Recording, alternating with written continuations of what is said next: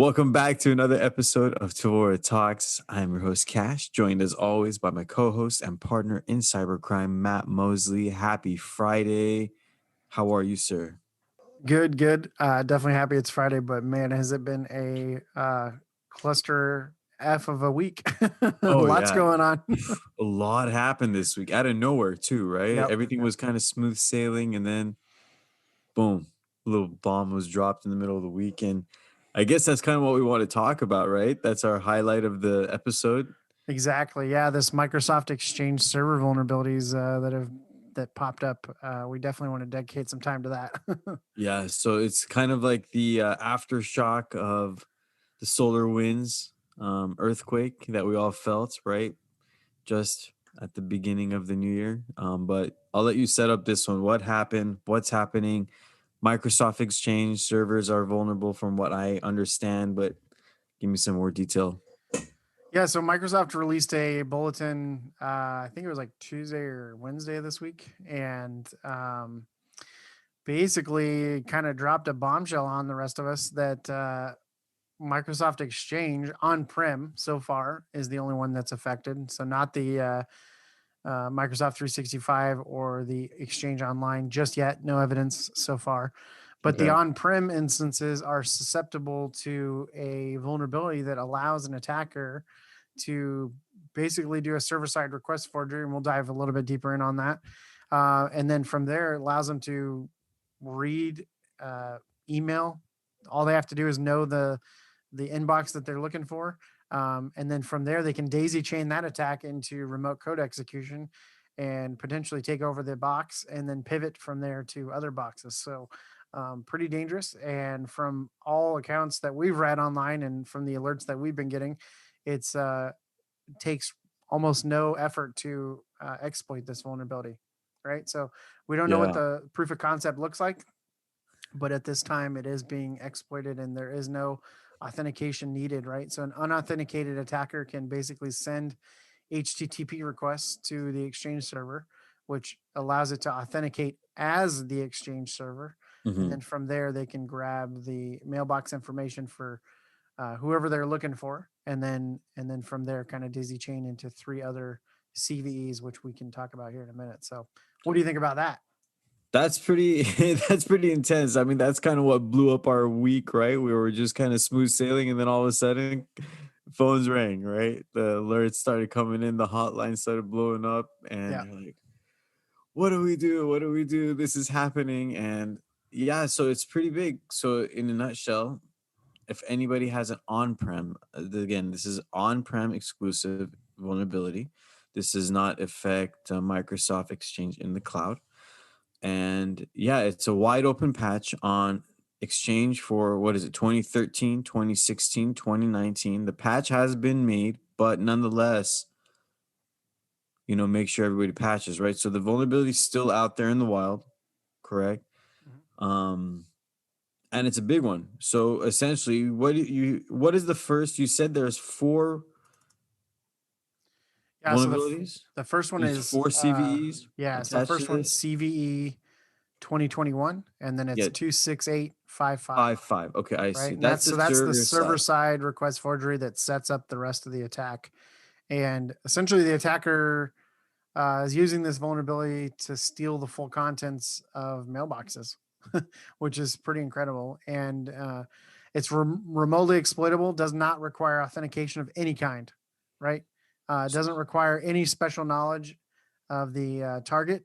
And the attacker only needs to know the server running Exchange, so the IP address or the URL, and then also the account from which they want to extract the email. And so this does affect, like you said, the on-prem, but it's more importantly, it's the internet access, right? So it's the Mhm. being able to make those requests to the 443 web server that's running on the on-prem Exchange. So just a quick mitigation, if you were to close off access from the internet, then those requests obviously are not going to go through. And so that I is one see. quick way to fix this while you are patching Not the bad. servers. So That's a simple fix. yeah, real simple. And then from there, they kind of move into CVE 2021's 27 not 2765. What is the other one? Sorry. Let me look it up real quick here. It's 26857. 26857, Yep. 26858, and then 27065. So those three CVEs are Are the essentially next what in the allows queue. them to do the arbitrary remote code execution. And what we're finding there, or at least what we're hearing, is that web shells are getting dropped. And for those not familiar with a web shell is basically a malicious web document that, and when I say malicious, it's not malicious in nature. It's basically doing known commands that are built into these different web servers. But what they do is they're leveraging these commands in a way that allow them to use the system in ways it wasn't intended to, right? I see. So it's Okay. not exploiting anything on the web server, but it's basically allowing you to take advantage of and set up like an admin type console on the box. And the web shell is essentially a shell, but in a web programming format, so that you can hit this web page, which is your web shell, and then from there you can issue commands to the actual server itself, and then so you can do kind of a command and control type setup. So there are a number of listed ASPX web shells that have been identified.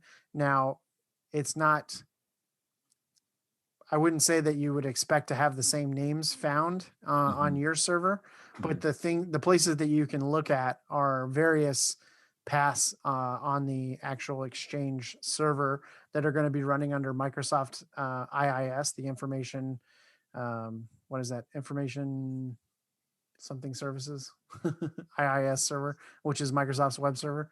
Right. And in there, it's going to be under www.root asp.net underscore client, or sorry, ASP.net underscore client, and then a few other spots. And we'll definitely link to the CISA alert advisory here.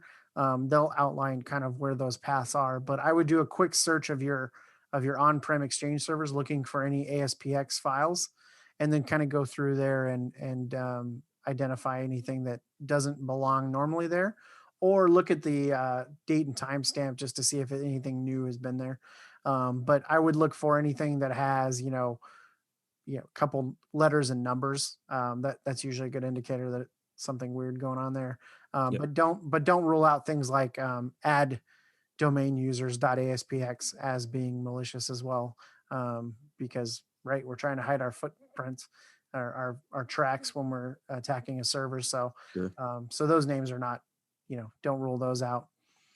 And then also in that CISA alert is some network traffic that we can start to identify. So all this is coming from a group called Hafnium. Hafnium.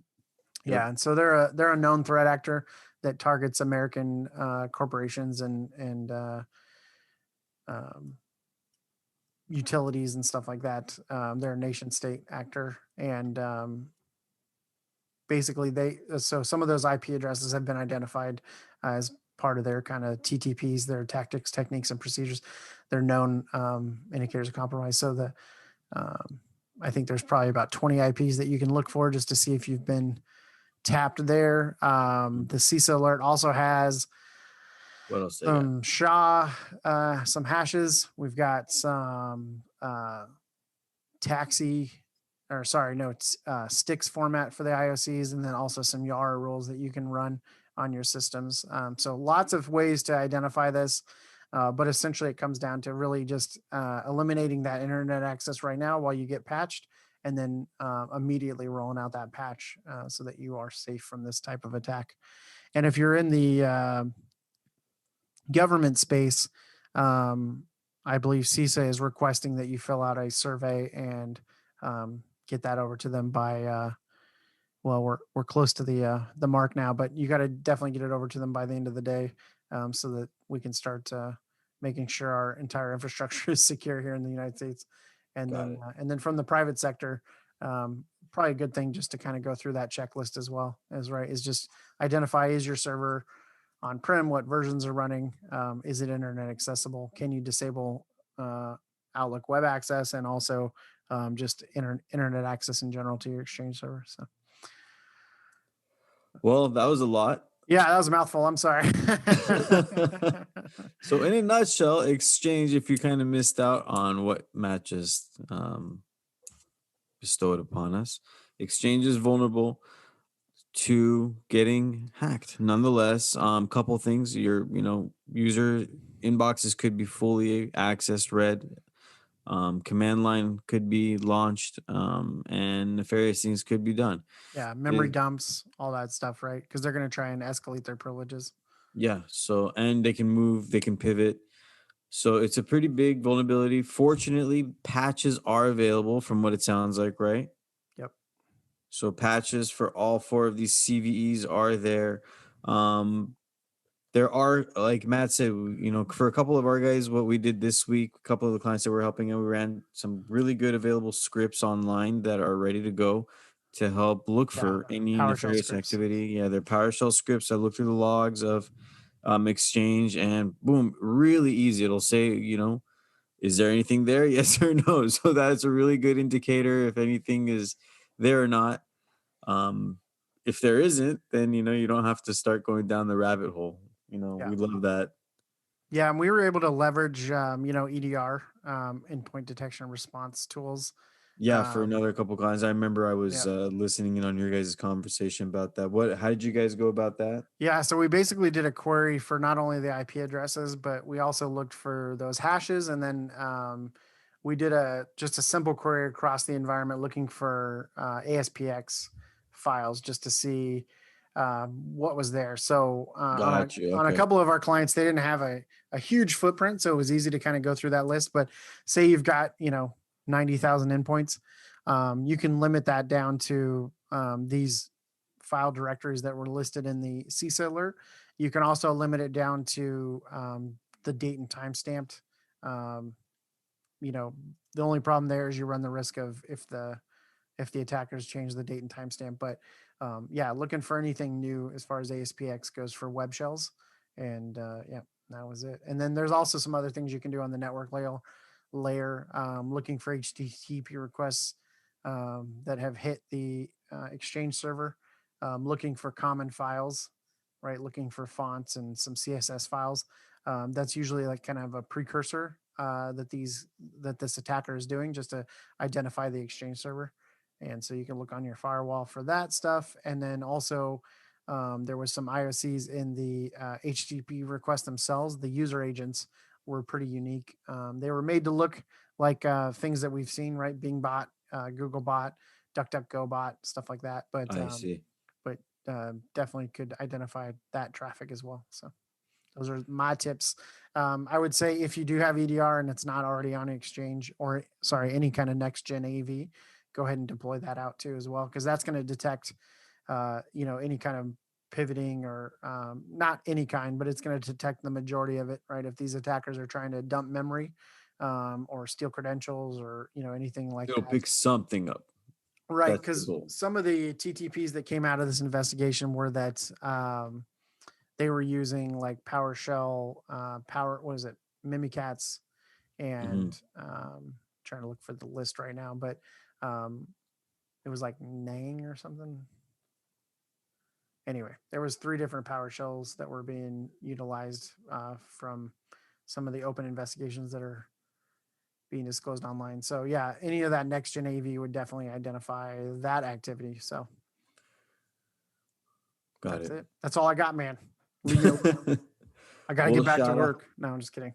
Well, shout out. We got to give credits to Volexity. They are the researchers at this company called Reston, or no, at Reston. Is that a city? Reston, Virginia, Weston, maybe. Virginia. That's a city. Yeah. Okay. So they're in there. Volexity. Microsoft gave them the credit for finding this exploit. So shout out to them because, dude, that's pretty big. That's been sitting. It's 2021. Holy smokes, Yep.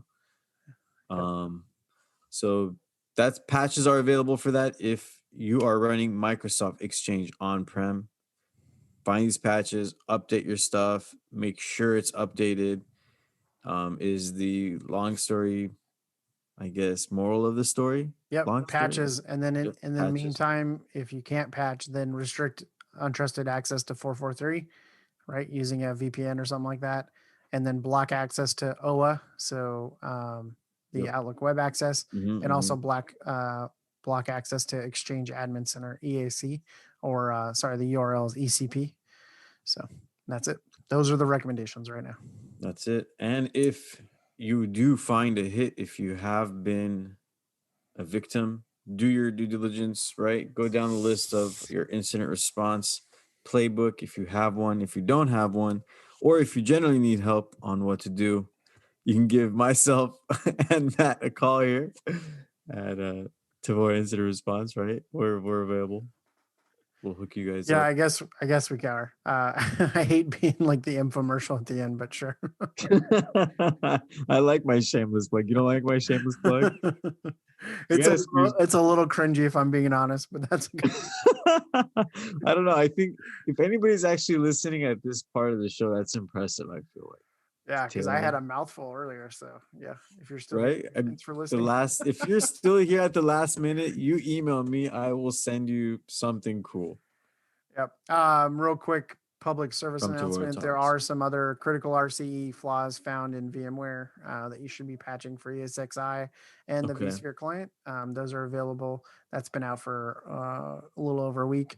Ransomware is also still on the rise. Nothing new has happened there, but I would say, just for people listening, if you don't have a backup solution in place and you're not already doing backups, please take this as a sign from the heavens that you need to start backing up your stuff in case the day does come that you get hit by ransomware. So Yep. It'll uh, happen that's it. eventually. That's your warning. If you It'll call happen. me, I think these your ransomware, backup. That's they're it. for sure evolving, and we'll go down. I love talking about ransomware, but we'll talk about that later, I guess. Yep. Happy Friday, everyone. We'll bring you some good news at the beginning of next week. Hopefully, nothing too bad, and everyone is safe out there on the cyber world, internet vibe wise situation. And with that said, anything else, Matt? That's it. I'm done. Nobody All wants to right. hear me anymore. And have a good weekend. We'll talk to you guys sooner than later. See ya.